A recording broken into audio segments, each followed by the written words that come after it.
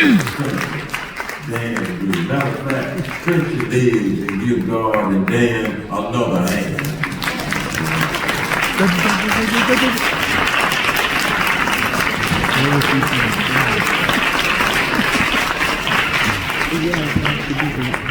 Good evening, everyone.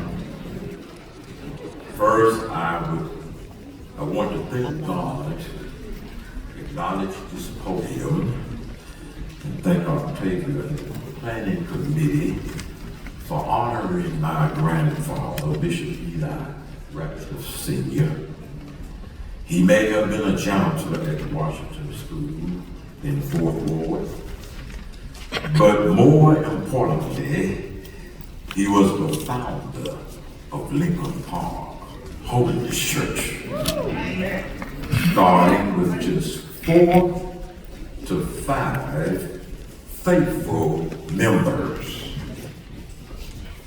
Today I want to share what he had and what he passed on, and that was a surefire solution for seemingly unsolvable problems.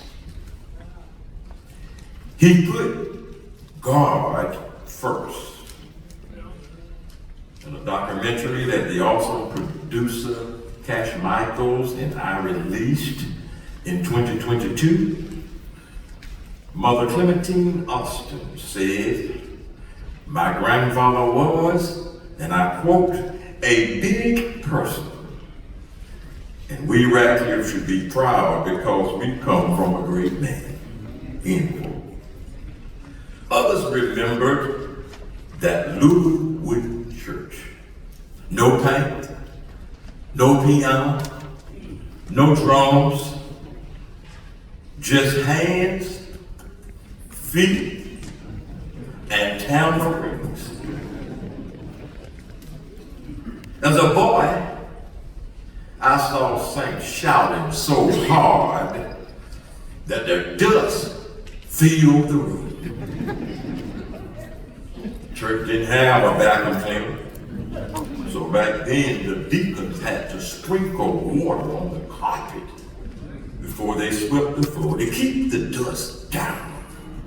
Some of y'all don't know anything about that, but some of you do. If you do, let me hear you say yeah. Now, okay, I feel a little better now. One night, the dust was so thick around the altar that we could hardly see the people shouting. I can imagine if Nebuchadnezzar had walked in, he might have said, "Behold, I see another one, and he looks like the Son of God."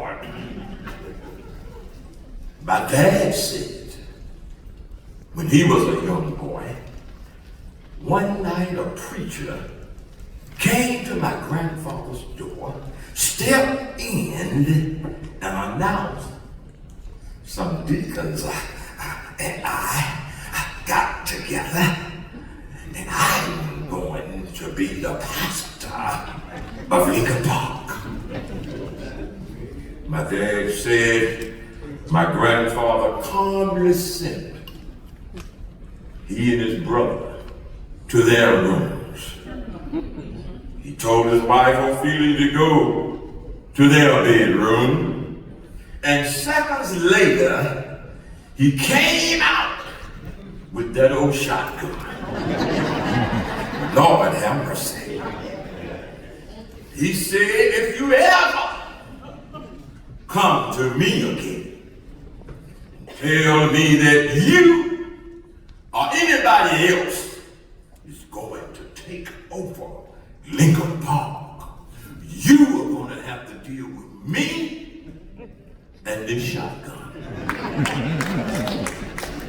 My dad said that preacher left and they never saw him again. Do I have any pastors here this evening? you face a problem that seems unsolvable, don't try that.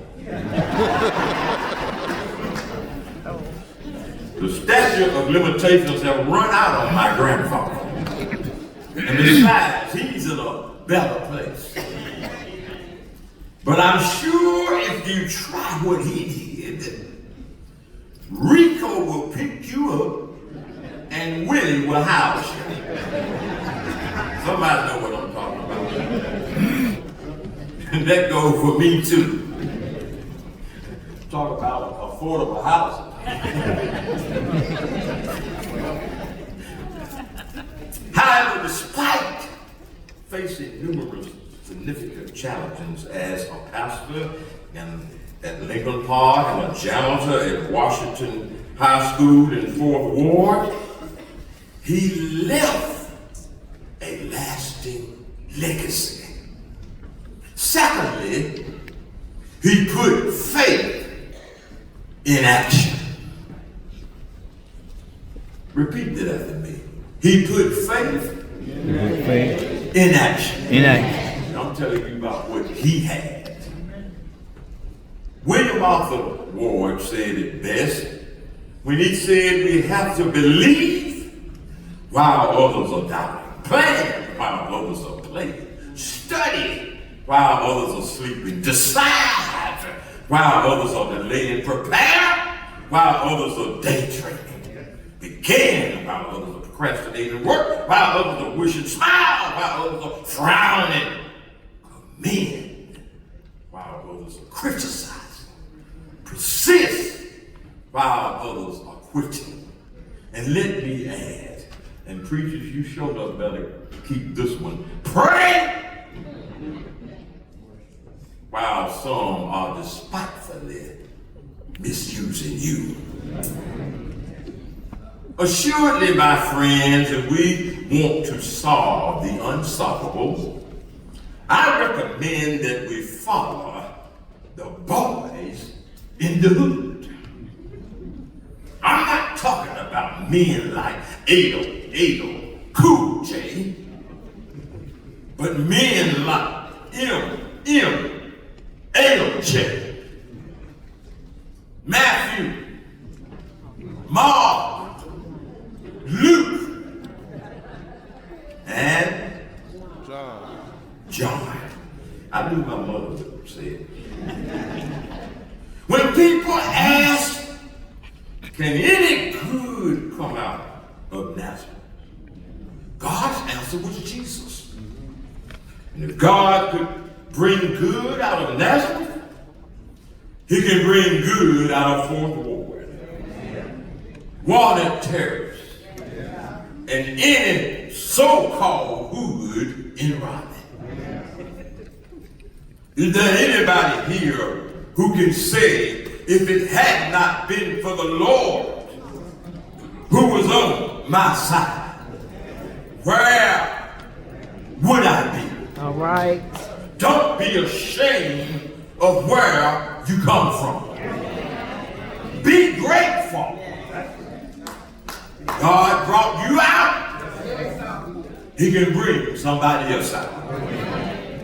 I'm glad I still have some hood in me, because it won't let me forget where I come from.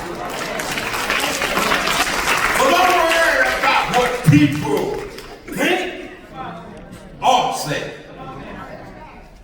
In this present world today, many are worrying about woke policies that are trying to wipe out the black history that tells the true story. And yes, we really do need to fight those actions. But I said, do it in the name of the Lord. Furthermore, my grandfather, he had his own woke policies, practices, and procedures too. I can hear him say he had those woke policies, like I woke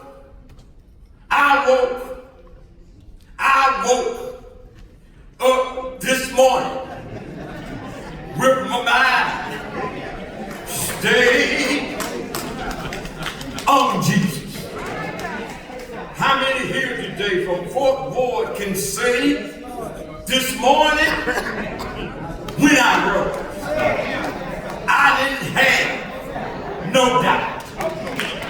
The Lord, not the president, but the Lord will take care of me. God, I think that he should tell a lie. But God always keeps his promises. Before I go to my seat, I want you to know that God took care of my grandfather. He took care of my grandpa. He took care of my dad. And he's still taking care of my mom. And me and my wife, two grandmama and first lady, I want you to know that God will. I said, God will take care of you too. Can I get a witness? So